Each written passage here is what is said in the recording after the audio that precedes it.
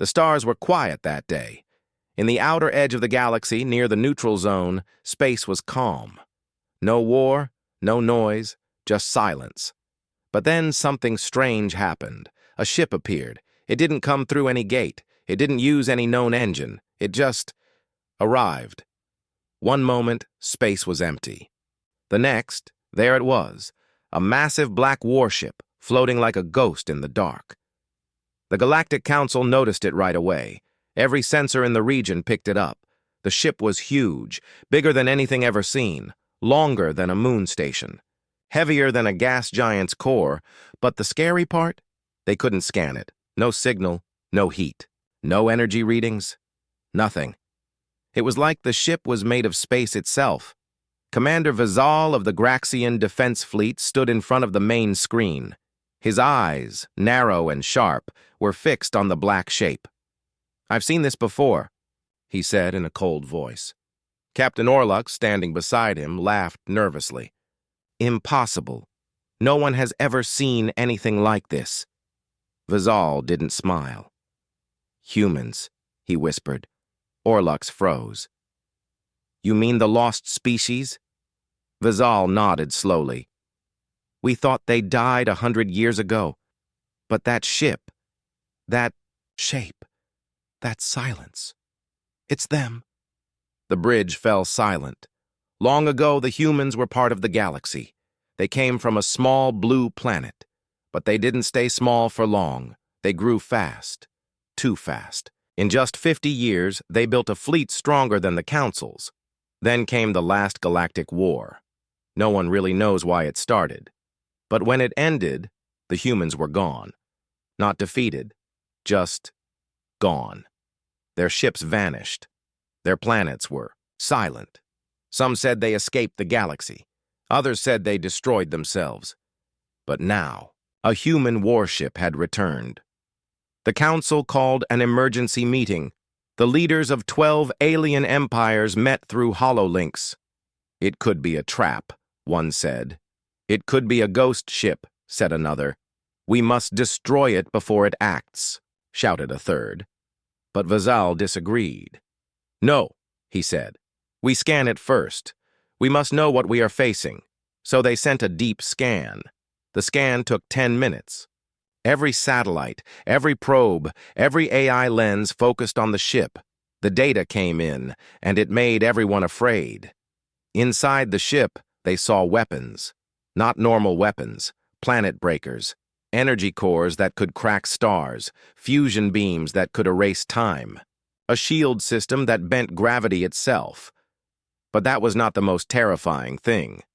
At the heart of the ship, they found a room, one life form, sleeping, human, but not just any human. Her DNA was changed, not natural, not machine, something more, something alive and dead at the same time. "She is still breathing," a scientist whispered. "Is she the pilot?" asked a general. "No," said Vizal, staring at the image. "She is the weapon." Just then, the warship moved. Not much, just a slow turn. But the meaning was clear. It was watching them. Then, a message came. One single line. No voice. Just text. "Do not interfere." The hollow room went dark. No one spoke. No one moved. Across the galaxy, fear spread. Trade ships turned back. Civilian planets shut down ports. The Council sent warning messages to all fleets. Avoid the neutral zone. Some alien citizens remembered old stories, stories of human weapons, human rage, human wars, and some whispered the forbidden phrase, "Humanity is back." On his ship, Vizal stood alone. He watched the warship slowly glide through the stars, silent and deadly. He opened a private log and recorded a message. If this is truly a human ship, then the galaxy must prepare. Because humans don't come back in peace. They come back for a reason. He ended the log and looked out at the stars. The silence was no longer peaceful. It was the sound before war. Long ago, before the silence, before the fear, there was a warning, a message, a forgotten voice from the past. It came from the final days of the last galactic war. Captain Juno Hale of the human ship Valkyrie was dying. Her ship was broken. Her crew was gone. Fire and metal surrounded her. Still, she recorded a message. Her voice was weak but clear. "If you find this," she said, "and if humans are no longer in your sky, remember this. If they ever return, do not face them, do not challenge them, do not think they are the same." She looked into the camera. "Because what's coming is worse than war. We fought it. We lost everything. We're not leaving. We're running." Then the screen went black. That message was lost for 100 years, hidden in a council archive. No one believed it mattered, until now. Back in the council tower, fear was growing. The mysterious human warship still floated in the neutral zone, silent, watching. The message, "Do not interfere," echoed across all council systems. 12 alien leaders argued in panic. "Why is it here?" one asked. "Is this revenge?" another shouted.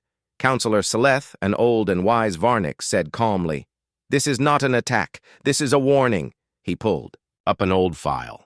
The lost message from Captain Juno Hale. The council watched in silence. When the message ended, no one spoke. For the first time in 100 years, they saw the fear in a human's eyes. The fear of something bigger, something worse than humans. What were they running from? Someone whispered. No one had the answer. Meanwhile, across the stars, rumors began to spread. A giant ship with human design had returned. Merchant ships refused to fly near the neutral zone. Civilian worlds began to panic. Some remembered the ancient name for humans, the Flameborn, not because they brought peace, but because they brought fire. In the outer colonies, children were told bedtime stories of human soldiers, warriors who fought with broken bones and still won. Machines that felt rage, ships that thought like beasts. But those were just stories, weren't they? Back on the Graxian flagship, Commander Vazal sat alone in his quarters. He watched the human ship on his screen. It hadn't moved again. It didn't need to. It was already winning. Vazal opened the captain's log. He began speaking slowly. One ship, no fleet, no demands, just presence. That's all it takes to shake the galaxy.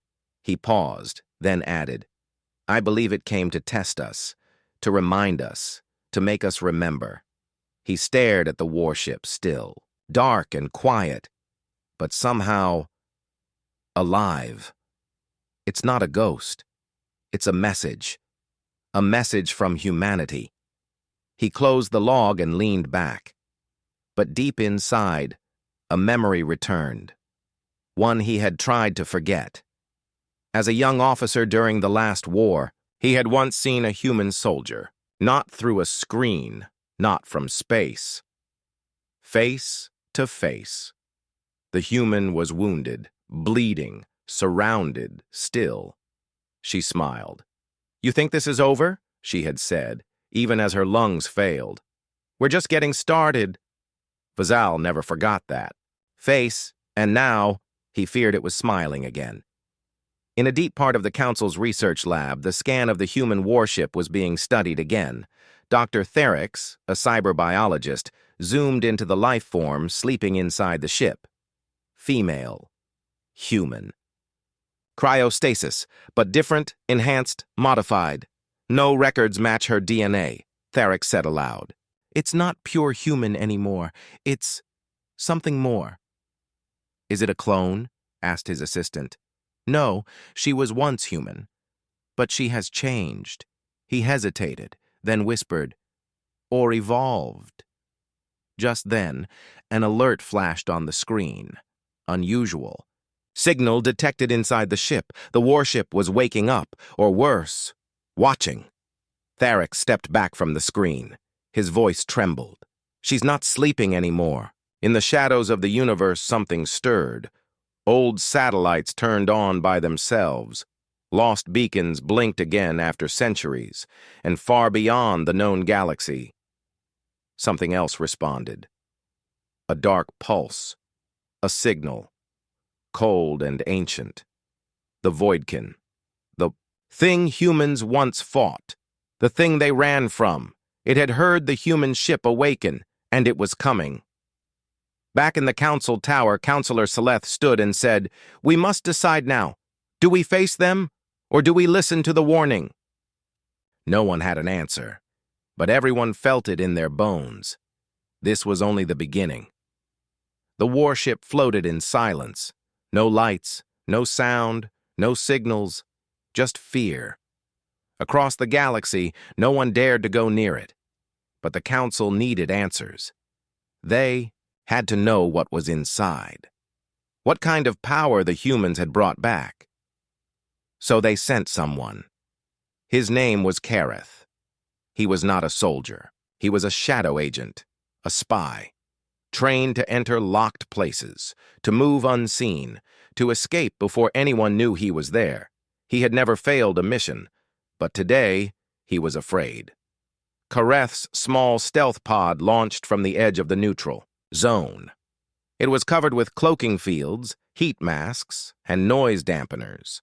He floated slowly toward the giant black warship. It looked dead, but something about it felt awake. As Kareth got closer, he saw the surface of the ship. It was not smooth, metal. It looked like skin, dark, thick, and pulsing slightly, like it was breathing. He touched it with his gloved hand. Warm, alive. Still, he moved forward.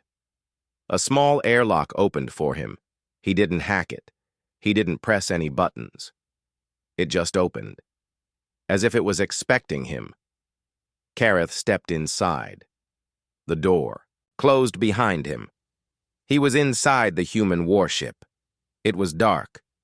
No lights, no signs, no control panels. The walls were curved and strange, like bones. Some parts pulsed with red or blue veins. Others seemed to watch him with glowing eyes. Machines or maybe creatures. He couldn't tell. He moved slowly. He placed tiny scanners on the walls. They sent data back to the council, but the data made no sense. No wires, no engines, no tech we understand, said a voice in the council lab. It's like the ship is made of living metal. Kareth kept walking. The hallway curved downward. The deeper he went, the warmer it got. He reached a large door. It opened before he touched it. Inside was a round room, and in the center, a cryopod. Floating. In a soft white light, inside the pod was a woman. Human. Young face. Strong body. Long dark hair. Eyes closed in deep sleep. Her name was written on the glass. Commander Rhea Kane. The stars were no longer safe. A signal had been heard, not from the humans, but from something else. Something older. Something darker. Something that should not exist. Commander Rhea Kane stood in the center of the warship. Her silver eyes stared at the screen. The shape of the Voidkin was still there, moving in the deep dark of space. "They heard me," she said quietly. Kareth, the alien spy, stood beside her. "What are they?" She didn't answer right away. Instead, she placed her hand on the wall. The ship responded like it was alive. The lights dimmed. The air became heavy. "You think the galaxy has enemies," she said, "but the real enemy was forgotten." She turned to face him. "We called them the Voidkin." Back on the council tower, panic was rising. The warship had become fully active. Its weapons were online. Its shields were moving like liquid armor. Strange energy flowed around it like lightning. But it did not attack. It waited. The council watched in silence. Then a new message arrived, from the warship. Not text, not voice, a video. It showed a battle. A huge space battle in another galaxy. Human ships fighting strange creatures made of smoke and metal. Ships with sharp black wings and burning eyes. The Voidkin. The humans were strong, but the enemy was endless. The last part of the video showed a single line of text. We fought alone, but we are not enough. Rhea walked through the ship, Kareth following her. The Voidkin are not like you, she said. They don't want land, or power, or planets. What do they want? Kareth asked. She stopped walking. They want to erase. Erase what? She looked at him. Everything. 100 years ago, during the last galactic war, the humans had noticed something strange. Planets near the edge of the galaxy were going dark. No signals, no light, just silence. At first, they thought it was sabotage, but then they found the truth.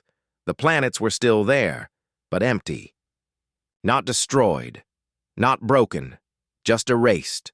No life, no data, no memory, like they had never existed. That was the first sign of the Voidkin. By the time the humans understood, it was too late to ask for help. So they went alone. They took their strongest, ships, their bravest people, and left the galaxy. No one knew. No one remembered. Until now. Kareth sat down in the warship's dark control room. Why didn't you tell the galaxy? Why not warn us back then? Rhea looked down. We tried. But the council didn't listen. They called us liars, said we wanted more war. She clenched her fists. So we made a choice.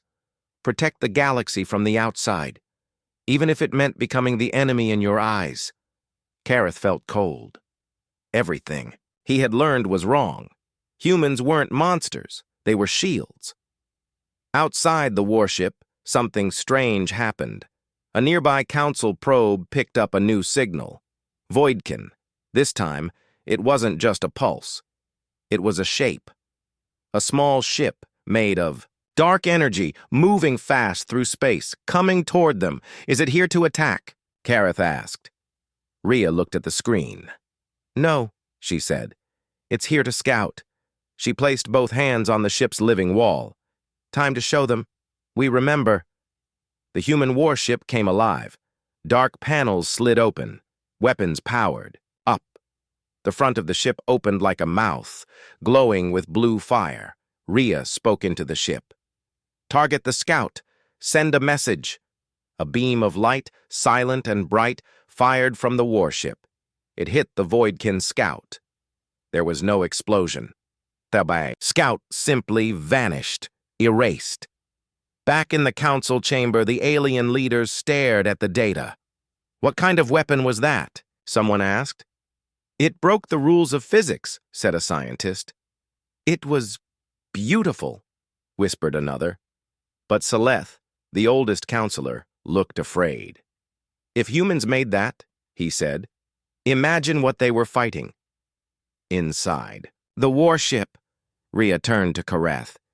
This ship is one of many, she said. We built them all over the galaxy, hidden, sleeping, waiting. Kareth's eyes widened. You mean there are more? She nodded. But most of them are still silent. I am the first to wake. Why now? He asked. She looked at him with sad eyes. Because the Voidkin have returned. In a forgotten corner of the galaxy, another human ship began to glow. Then another and another. The stars were blinking awake, and with them, so was humanity. But this time, they were not fighting for control. They were fighting for survival. The stars were quiet, but something was coming.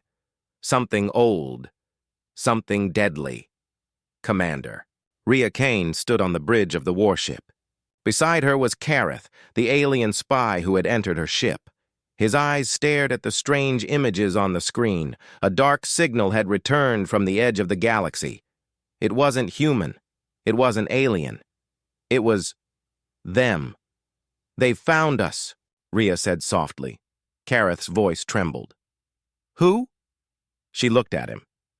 The Voidkin. Back in the council tower, the leaders watched the signal too. The image on the screen looked like static, but within the noise was a shape, long, sharp, moving like smoke in water. The scientists ran scans. "Not natural," one said. "Not mechanical," said another.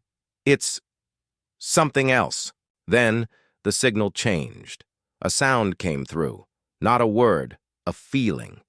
Everyone in the room felt it at the same time. Fear. Counselor Seleth stood up slowly.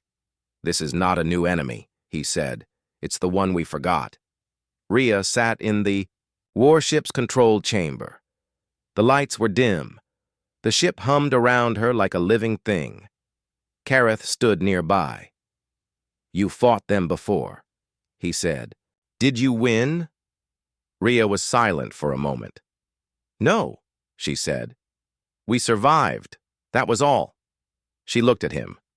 "We lost half of humanity before we even understood what we were fighting." Kareth listened carefully. "The Voidkin are not made of flesh, not of metal. They are born from the dark between stars. They live in silence. They erase everything. Planets, ships, life, memory." He frowned. "Memory?" Rhea nodded. "When they destroy something, it's not just gone. It's like it never existed." Kareth shook his head. "That's not possible." She looked away. "That's what we thought too. The first time humans found the Voidkin was on the edge of the galaxy. A planet had gone missing. Sensors showed it had never existed. But humans remembered it. They sent ships to investigate. Those ships never returned. No explosion, no wreckage, no message, just nothing.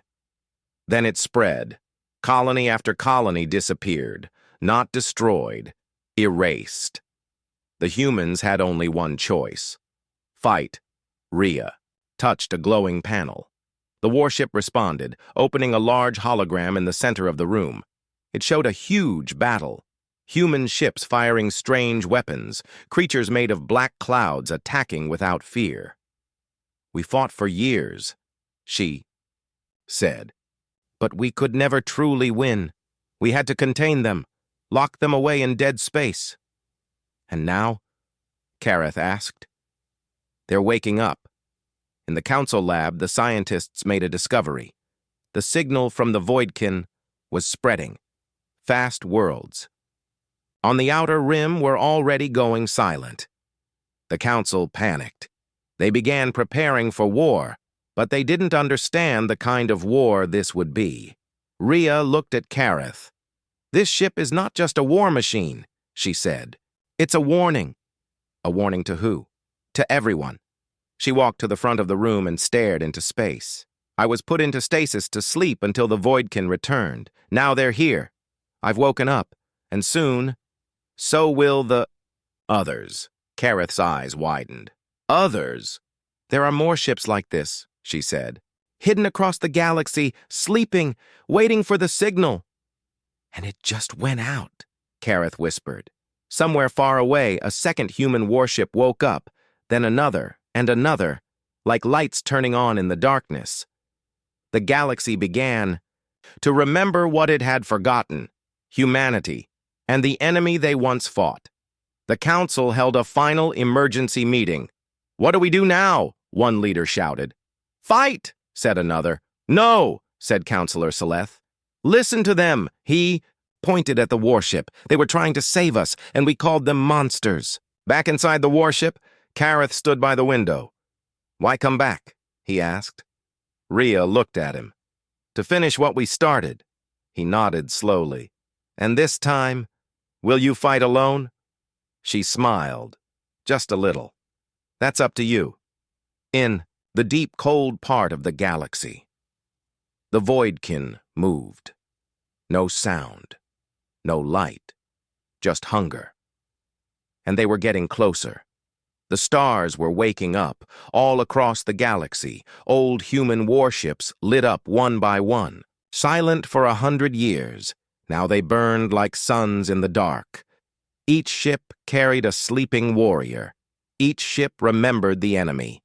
On the edge of space, the first battle had already begun. The Voidkin were moving fast. They were not ships.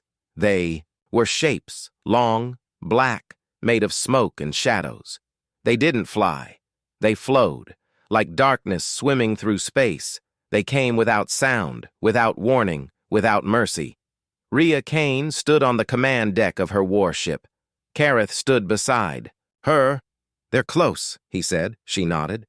"They always move fast. But we're ready." Outside the window, space was quiet. But Rhea knew what was coming. She could feel it. The ship could feel it too. It pulsed like a heart. Back in the council tower, alien leaders watched the incoming swarm. They saw the dark energy moving through space, not dozens, thousands. "Launch the fleet!" someone shouted. But the Counselor Seleth held up a hand. "No. Let them lead." He pointed at the human warships. "Let them show us how they survived." Rhea stepped forward. "Wake the weapons." The ship responded. Panels opened. Strange machines unfolded like wings. Kareth stared. "These weapons, what are they?" Rhea looked at him. "Not just lasers, not missiles." She placed her hand on a glowing stone in the control wall. "They are memories." The ship charged. The first wave of Voidkin arrived. Black shadows rushed toward them, mouths wide, eyes burning with cold fire. Rhea didn't flinch. She gave the order, "Fire!" A beam of white light exploded from the ship. It didn't hit the enemy. It erased them. Gone. No sound, no parts, no trace, just light, and then nothing. The stars trembled. A shadow larger than a moon moved through the galaxy. Not a ship, not a creature, something worse. The Voidkin Lord had arrived. Commander Rhea Kane stood on the bridge of her warship, eyes locked on the screen. Kareth, the alien spy, stood beside her. His voice shook. "What is that?" She didn't answer right away. Instead, she stared at the dark shape slowly crawling through space. It looked like a mountain of smoke, covered in glowing red cracks, with long arms stretching behind it like torn wings. Her voice was low. "That is what ended our worlds." Back on the council ship, panic spread. The leaders stared at the data. "This can't be real," one whispered. "It's bigger than our largest moon." "It's eating gravity," said a scientist. "Warp fields are collapsing." "It's erasing stars," said another. The Voidkin Lord was not just attacking, it was changing reality. The alien fleet tried to run, but space bent around the Lord. Ships vanished into black silence, as if pulled into a dream that had no end. Then, silence, all. Communication with the outer fleet was gone. Only the human warships remained in the Lord's path. Inside Rhea's ship, alarms rang. The Voidkin Lord was coming straight for them. The other human ships formed a line between it and the Council fleet. They knew this was it. This was the real war. Kareth turned to Rhea. "You can't fight that. It's too big." "We don't need to destroy it," Rhea said calmly. "We need to stop it." He frowned. "How?" She walked to the command core and placed her hand on the ship's heartstone. "By remembering." The warship glowed from the inside. It began to hum, not like a machine, but like a voice. Old data poured into the walls. Voices of lost soldiers, images of fallen cities, memories of humanity's greatest pain and strength. The ship remembered its purpose: to defend, to endure, to never give up. The Voidkin Lord opened its mouth. It didn't roar. It whispered. Everyone heard it, not with ears, but with minds, a cold voice, like wind in a grave. Forget. Kareth fell to his knees. He forgot. His name. He forgot his planet. He forgot who he was. Rhea dropped to one knee too, but held on. Her voice cracked. "No," she gritted her teeth. "You will not take us." The ship responded to her defiance. A blast of white-blue light shot from the warship, striking the Voidkin Lord's arm. It flinched. The galaxy shook. Other human ships followed. Each one charged and fired. The beams were not just light, they were memory. The Lord screamed. The scream bent space. Stars flickered. One human ship broke apart from the pressure, another caught fire and vanished, but the Lord slowed. Just a little. The council watched in awe. These ships, they're not just weapons, said Counselor Sleth. They're alive. They're history, said another. They're fighting with everything we forgot. Inside the warship, Kareth slowly regained himself. He looked at Rhea. What do we do now? She stared at the Voidkin Lord, still moving. We hit the core. What core? She pointed. Behind its chest, where all memory dies. That's its heart. She sent a message to the other human ships. Prepare for final strike, one chance. The warships answered by moving into position. Their lights burned, brighter than ever. They formed an arrow in space, pointing directly at the heart of the monster. The Voidkin Lord opened its wings. Black fire spilled out like rivers. One by one, human ships were struck. 3 were erased instantly. But the rest kept going. Rhea's ship was in front. She stared death in the face and smiled. For Earth, she whispered. For everything we lost. Then they fired, all at once. Memory, light, pain, hope, rage, love. It struck the Voidkin Lord like a star being born. The monster screamed again. Louder than sound, it reached for them, then stopped. Its body began to shake. Cracks spread through. Its chest, dark light poured out. Then, boom! The Lord exploded. A wave of energy spread out, covering the stars. But this time, it didn't erase, it restored. Planets long gone appeared again on scanners. Lost signals returned. Forgotten names lit up. The galaxy remembered. Silence, then cheers, across the council fleet, across surviving ships, across the stars. They had won, but at a cost. Rhea's warship floated alone. Damaged, burning. Kareth stood beside her, both silent. Then the ship's systems whispered a message. Target erased. Voidkin Lord destroyed. Memory restored. Rhea looked at Kareth. It's not over, she said. There are more. Somewhere. He nodded. But now we know. Now we believe. She smiled weakly. And we're not alone anymore. The stars were quiet again. But this time, they were, watching. The Voidkin Lord was gone, destroyed by the last human warships, but the silence left behind was heavy, not fear, not sadness, something else. Hope. Commander Rhea Kane stood on the damaged bridge of her warship. Fires had gone out, systems were failing, but the ship was still alive. Just like her. Kareth, the alien spy, looked out at the dark sky. So, it's over? Rhea slowly shook her head. No, it's just beginning. Across the galaxy, the news spread.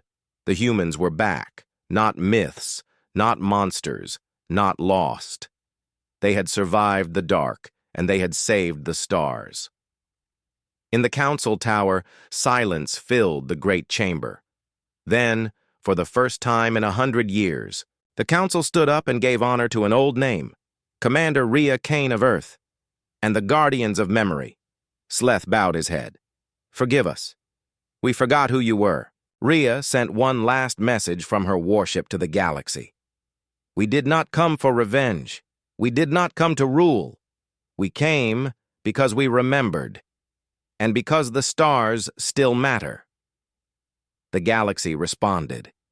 Alien fleets turned toward Earth's. Last signal. Ships came with supplies. Engineers arrived to repair the warships. And slowly, something impossible began to happen. Peace.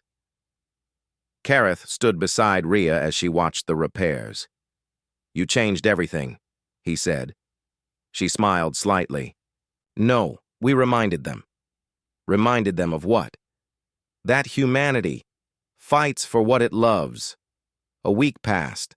The warships were healing. The council asked to meet with the humans. They wanted to talk, not about war, but about alliance. They offered something Earth had never received before, a place in the center of the stars. One morning, the warship lit up with a signal. A hidden pod, deep in the lower decks, had opened. Inside it, another human, old, weak, but alive. Then another, and another. Across all the warships, the frozen humans began to wake. The Guardians were coming back, not alone, together. One of them, a young woman named Mira, looked at Rhea with wide eyes. "Did we win?" she asked. Rhea looked out at the stars. "We're still here," she said. "So yes, we did." Then came the surprise. A signal from the edge of the galaxy. A voice. "This is Earth Colony 7. We are alive." "Repeat." "We are alive." Rhea froze. Her heart raced. Earth had not been lost, just hidden, protected by time and memory. Soon, more signals followed. Colonies once believed gone, ships thought destroyed, voices lost to silence, all returning. Humanity had not been destroyed. It had become something else. The fire that would never go out. Final meeting took place on the council homeworld. Every species sent their leaders. In the center stood the humans, not as enemies, not as ghosts, but as protectors of the galaxy. Sleth spoke before them all. For a long time, we feared them. Then we forgot them. Now we thank them. He turned to Rhea. "You reminded us what it means to stand together." Rhea looked at the gathered species. Some still unsure, some still scared, but all watching. She raised her voice. "The darkness is not gone forever. But now the stars are ready. We are not alone. And when the void returns, humanity will stand first." And so, the galaxy changed. The human warships were no longer sleeping. They became teachers, defenders, legends.